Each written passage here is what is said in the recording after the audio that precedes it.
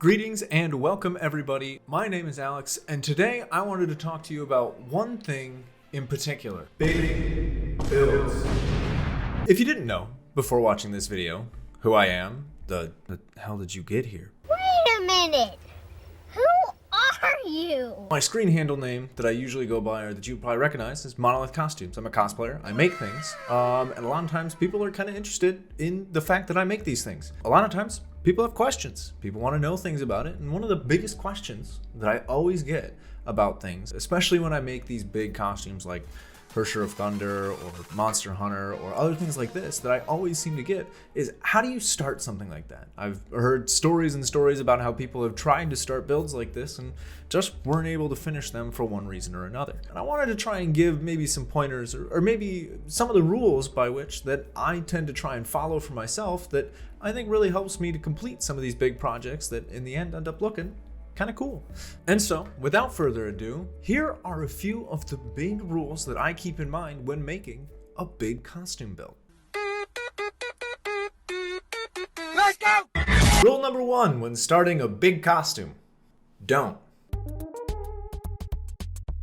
Okay, now hold on, hear me out here for a second. Now there's a reason I say don't. Don't just get started on a big costume. And there's a very important reason for that, and that's that a lot of people, when they start out their first big build, or really not even their first build, any build, they get started and they look at the whole costume at once and they get really overwhelmed. Like immediately they get overwhelmed because there's a lot to do with a big build. So the number one thing that you always want to do, the actual first step, is planning. You want to take a look at your build, take a look at what you're making, break it down a little bit, try and get an idea of what you're looking at, and before you buy any material, start taking some notes. And when I say notes, I mean notes. Notes. And it always keeps you grounded when you make those notes. It keeps it so that you're always paying attention to what you're making, and especially that you're paying attention to how you're gonna make something before you actually make it. Step 2, break it down. Like I said before, it's really easy to get really overwhelmed with a build if it's huge. So always, when you're starting to build and when you're starting to make some planning and some notes, break it down. Take a look at individual pieces. Maybe you break it apart into the fabric parts and the foam parts. Maybe you break it apart by sections of the armor if it's a fully armor build. Maybe you look at just the shoulder or just the helmet. Break it down into individual pieces that you can really start to kind of piece apart and kind of digest individually. Don't try and do it all at once. Step number 3, time accordingly. Now what I mean when I say time accordingly, if you've got a convention coming up in 2 weeks, you're checking your watch and you say, oh yeah, I think I can make a Monster Hunter build. I think you should check your watch again. Always plan accordingly. A big armor build is gonna take a big long time. That's the truth of it, that's what happens.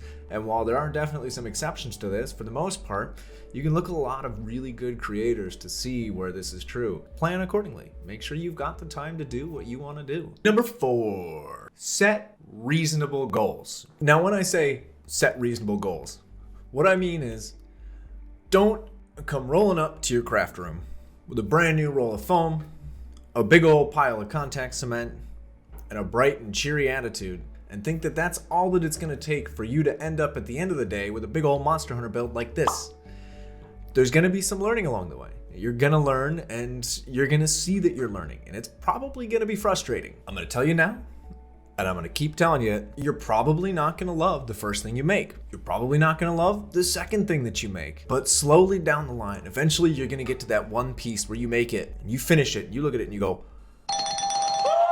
damn, I nailed that. And you're going to love it. And that's part of the process. You're going to slowly learn when you make things that you really, really like and how to keep those into the next build. The best way to start getting some of these techniques, some of these things under your belt, you start with small projects, you figure out what you like on those small projects. And then as you start to move slowly to bigger and bigger projects, you carry those tools with you, both real tools and metaphorical tools. You bring them with you to the next project. And then you really get to start to have a sense of what are the things that work really well for you and what are the things that you like. Rule number 5.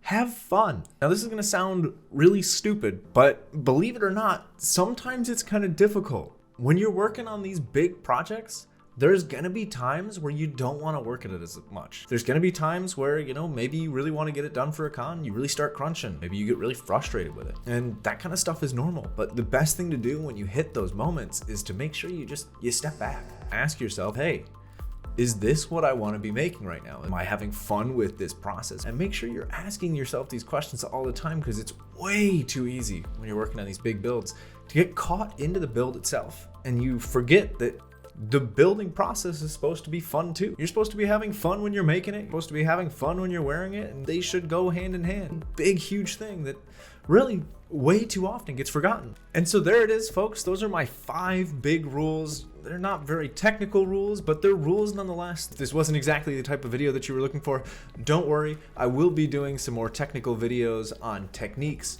other things coming up in the future, things that are a little bit more nitty-gritty details for us to take a look at, so that I can share some of the techniques that I've picked up and put in my toolbox for me to be able to share those with you guys. I hope you guys enjoyed this. Go ahead and like, subscribe, all of that. I'm just getting started. I hope you guys enjoy, and happy crafting.